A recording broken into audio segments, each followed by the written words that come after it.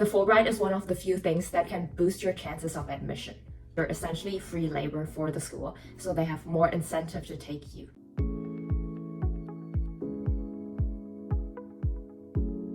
Hi, this is Emily. I'm a first-year grad student in chemistry, and today I want to share how I got the Fulbright Award. I'll go over the benefits, the application timeline, eligibilities, restrictions, and its difference to a normal application. First off, to introduce the Fulbright Award, it is the most prestigious award in the US. It was proposed 1946 by US Senator J. William Fulbright to promote international cooperation and cultural exchange through scholar exchange. This is really important, please remember this. The goal is cultural exchange and bonding, mutual friendships. It awards scholars, students, and teachers to go abroad to and from the US. Since I'm from Taiwan, my award was coming to the US from Taiwan. And it's also offered to American citizens to go to another country from the US. Both ways. Again, it's the most prestigious award that you can get as a PhD student, and it's definitely something that while you're applying, people will congratulate you. When I was writing emails to the professors and saying that I'd be potentially interested in working with them, most of them congratulated me for the Fulbright. It carries a lot more weight because of its prestige and history than other awards that you can get from your government. A lot of Nobel laureates and presidents have gotten it, so getting the Fulbright Award is a huge honor and can definitely boost your chances of admission. Other benefits that come with the Fulbright is first, you get paid by the scholarships, which means that you're essentially free labor for the school, so they have more incentive to take you. The Fulbright is one of the few things that can boost your chances of admission. This is the main reason I applied in the first place. Another thing they offer is called placement service. They can apply for schools on your behalf.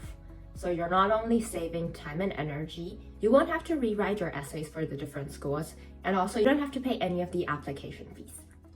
You also save up on the fees to send your TOEFL and GRE scores. They can do this for 5 schools most. The total sum of the scholarship used to be fixed, but I think now starting my year, they changed it to be dependent on the area you're living in. The Fulbright scholarship in sum is almost the same as the stipend offered by Caltech. What comes with bringing your own money is that you get more freedom in terms of choosing PIs and projects. There'd be a limit on how many students they can take every year, but if you can bring your own money, then essentially any PI can take you and would have more freedom to work on projects that you're interested in. That's the main benefit, I think. There are 3 types of Fulbright fellowships: for scholars, for students, and for TAs. So for scholars, if you're already a professor, the Fulbright can fund you for a year to go to the US to do research there. The second type, which is the category I'm in, that's for students to study abroad. I think in some other countries, it's going abroad to do a project, but I think for Taiwan, it's mostly going abroad to do a degree. There are also 2 subgroups. One is if you're already a PhD student in Taiwan, you can go abroad for 1 year to do your dissertation. Last year when I was at the Falling Walls event in Berlin, I actually met a girl that was from Tunisia, and she already did 3 years of her PhD. Then she's going to the US for 1 year. I'm not sure which school she got into. I hope I get to meet her sometime. And the other type is what I'm in, going to the US to do your master's or PhD. The last type is foreign language TA. Essentially, that's coming to the US to teach Chinese. One of my friends actually did this. She's a couple years older than me, and she seemed to have a lot of fun during that, and it's definitely a cool experience. I've heard someone share about doing the foreign language TA first and then doing the graduate study award. I think definitely that experience of being a TA would help with your graduate application. These are the 3 types. In terms of timeline, I would say that the Fulbright is really early. It is due so much earlier than a normal application. I'm starting school year 2024, and my applications were due December 1st, 2023, so the year before. And the Fulbright application in Taiwan, at least, is due August 1st. So it's a whole year before this. That was the summer when I was a rising senior. So I did not feel like I had all my papers and application stuff ready, but I still tried. August 1st is when we did the interviews. I think there were around 50, 60 people that got into the interview phase. So they were asking you about academics, what schools you want to go to, why do you want to go to the US, and your thoughts about like cultural exchange and stuff like that. And then that same day at night, I got an invitation to a workshop. That's essentially the sign that I passed the interview, because one of my friends didn't get passed. August 30th, we went to this nominee workshop, and they announced that of the people that were there, 10 people will actually get the award, and the others are on a wait list. This was actually really cruel, because they wouldn't tell us who actually got admitted and who was on the wait list. So next we were supposed to edit our essays to make them fit the PhD application, so make it more academic and less cultural, and submit it by early September. And then on October 3rd, I got the contract for the Fulbright. This is when I knew that I was actually admitted.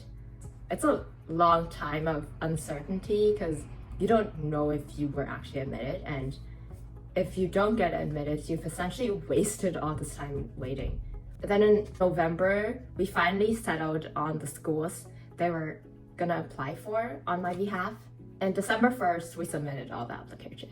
Yay! Fulbright has certain restrictions. One very important thing is that you have to be physically present in Taiwan during this year of application, especially from when you start your Fulbright application to when you get admitted to the schools. So if you're studying abroad, like not in Taiwan, also they require the GRE or GMAT score. That's why I took the GRE for the sake of Fulbright. It's also listed on their website. I'll have the link below. The main restrictions that come with the Fulbright is that you will be on a J1 visa. Normal students are on an F1 visa. The J1 is much stricter about a lot of things in terms of doing internships during your studies. And also the Fulbright comes with a 2-year residence requirement, which means that before you can take on a work visa in the US after you graduate, you have to stay in Taiwan for 2 years, which basically says that you cannot work in the US. Apparently there are no ways to get around this, but if you want to go back to Taiwan in academia and you want to do a postdoc in the US first, that's okay. The main differences in terms of materials when you're applying to the Fulbright and applying to a PhD is that the Fulbright is really about cultural exchange and representation of your own country. Although academics are also important, the committee will not be experts in your specific field. You only have to show your potential as a scientist, but you don't have to go into the details of the science. For me, I wrote a lot about my cultural exchanges growing up, my takeaways from that, and how in my experience I have been an ambassador for Taiwan and to share Taiwanese culture with people all around the world. I think this is definitely something that they're looking for. One other thing is when you're writing the SOP for the Fulbright, you have to be much more specific because the prompt is really asking you to propose a project. And although in Taiwan, it's really like a study abroad scholarship, in a lot of other countries, people will be proposing a project to work with an NGO in some rainforest. That's different from a normal SOP where you're really just talking about your research interests and you want to keep things open to suit whatever group you're working with. Whereas in the Fulbright, you just want to be as specific as possible to let them know, oh, this person knows what they're talking about, because they're not going to be expert in your field anyways. So that's all about the Fulbright. I'm Emily, thank you for watching.